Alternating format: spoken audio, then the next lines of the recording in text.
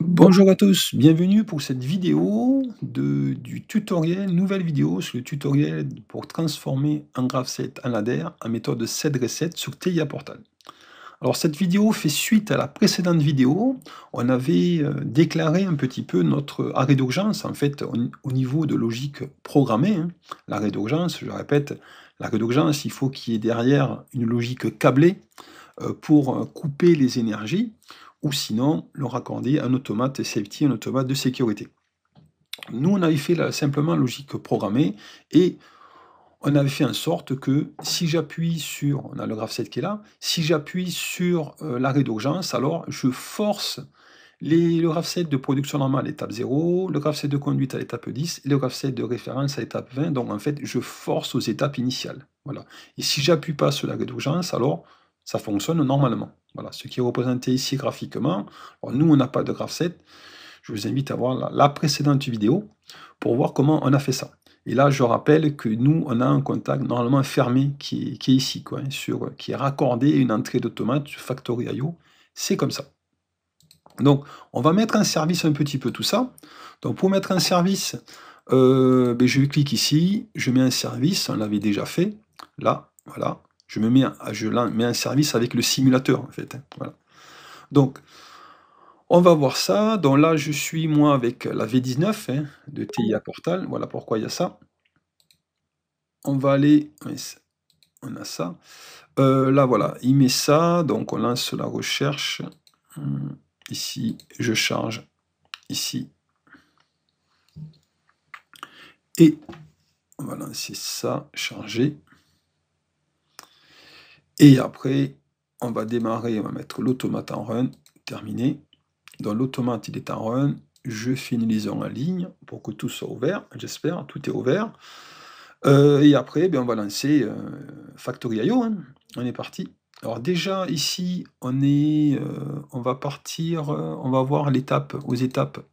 Si on est, bon, étape initiale, étape 0, étape 10, étape 20, très bien. Je vais appuyer sur mode automatique ici, mode SY. Alors, il ne s'est pas lancé parce que j'ai pas mis un service, voilà, je me suis pas connecté à l'automate. Voilà, je me connecte à l'automate de sécurité, PLC SIM donc, pas l'automate de sécurité, pardon, à l'automate APLC SIM, pas l'automate sécurité. Je me mets comme ça, et ici, on est parti. Donc, j'appuie ici, là, je lance là. Alors, moi, je vais appuyer sur l'arrêt d'urgence, là, voilà. Pile poil l'arrêt d'urgence, normalement, ça me met en étape initiale. Donc, en effet, ça me met l'étape 0, étape 10, étape 20. Il y a le voyant qui s'allume, c'est normal, hein, ce voyant qui s'allume, ça veut dire que j'ai pas les conditions initiales. Ce voyant-là, on l'avait vu, hein. Faut voir les précédentes vidéos, on l'avait vu ici dans le graph 7 de conduite, voilà, ici le H-init s'allume si j'ai pas les conditions initiales. Et je rappelle, les conditions initiales, c'est que j'ai aucun capteur actionné, aucun détecteur actionné, dont là, en l'occurrence, j'en ai 1, 2, 3 actionnés.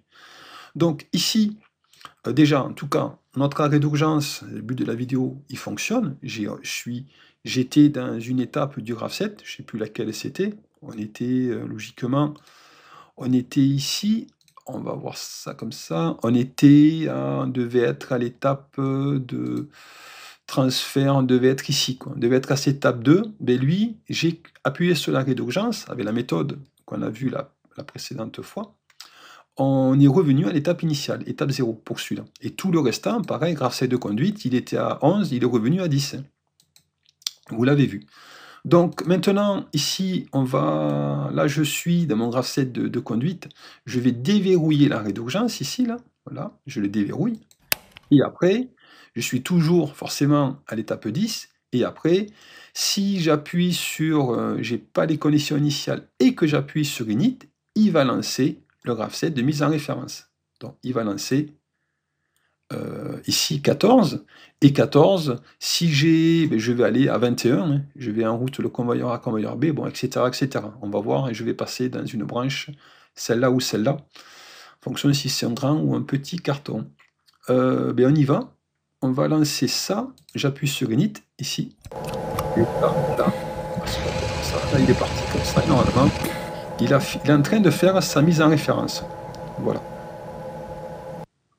Donc, mais ça a l'air de fonctionner. Il n'y a pas de modification à faire. Après, bon, il faudrait vérifier mon graph-set, toutes les branches de mon graph-set de mise en référence. En tout cas, le but de la vidéo, c'est de voir mon arrêt d'urgence avec comment j'ai fait, j'ai seté, je rappelle, l'étape initiale et reseté les autres. Donc je vous invite à voir la précédente vidéo, je me répète. Donc voilà, on a fini pour cette vidéo.